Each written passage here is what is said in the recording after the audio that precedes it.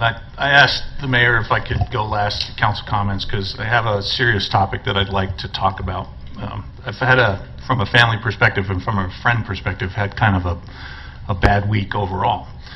Started with my son who lives in Dallas, who's 28 years old, he's gay, he has a partner he's been with for a year. They were out celebrating their 1-year anniversary at an establishment in Dallas, dancing on the floor, doing what couples do at a Selena tribute, when they were basically antagonized by other customers in the place saying, you know, you need to move, you can't be here, we don't want to see that, more or less.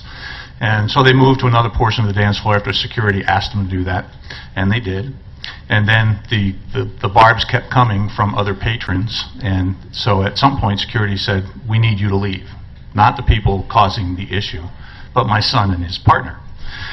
And certainly that's led to a lot of different feelings for me and advice for him. But he's 28 years old, he's an adult, and he's living life the way he needs to live it, and I support him 100%. But then today,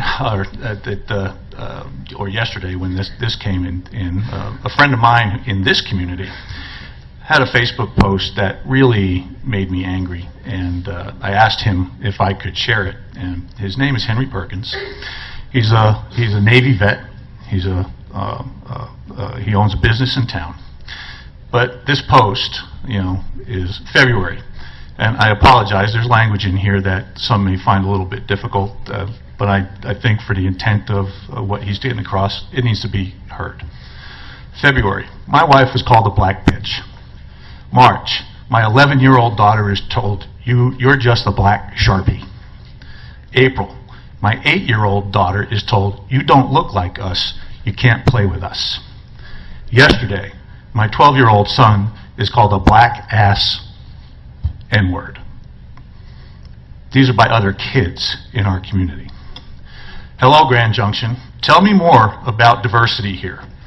Tell me more about how progressive you are, and tell me more about how we should invest in your community. Tell me all about the housing and how I can place roots here. Tell me about the guys in the pickups with the Confederate flags as well. Ask me to stay here and grow my business here in your economy. Invest in your rec center and your children. Do interviews based on my skin color and not the fact that my business is veteran-based and owned. We've never taken a loan, investor, nor grant, but triple our profit every year. Tell me all about your trails and views. Tell me please why I should ever subjugate my family to your views, economic stagnation, rural culture, and the ideology of being one with your community. Not a question, but curious, because I damn near lost my composure yesterday. But I'm good and curious today.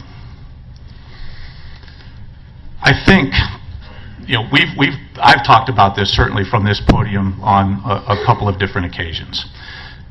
But the longer that people remain silent and don't address these types of instances when they happen, at the time they happen, and say, hey, you're wrong, knock it off, and start appreciating people for who they are and what they bring to the table, and not prejudge or have preconceived notions based on their skin color, their religion, or the way they live their life or who they choose to love.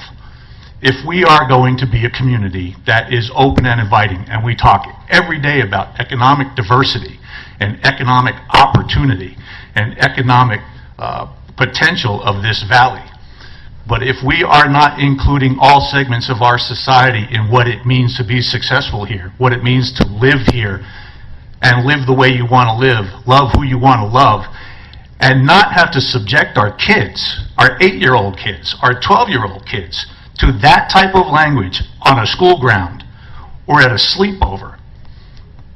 8-year-olds and 12-year-olds don't come out of the womb as babies as bigots and racists.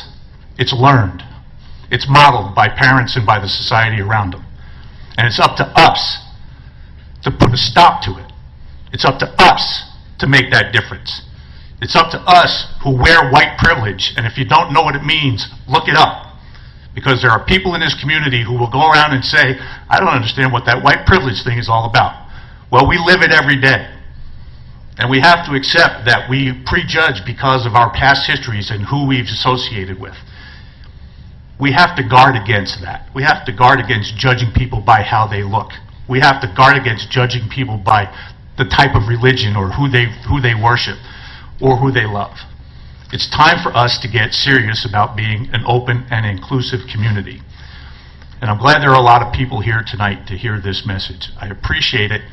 Henry, I think, was going to try to be here. Henry's here. Henry Perkins is in the back.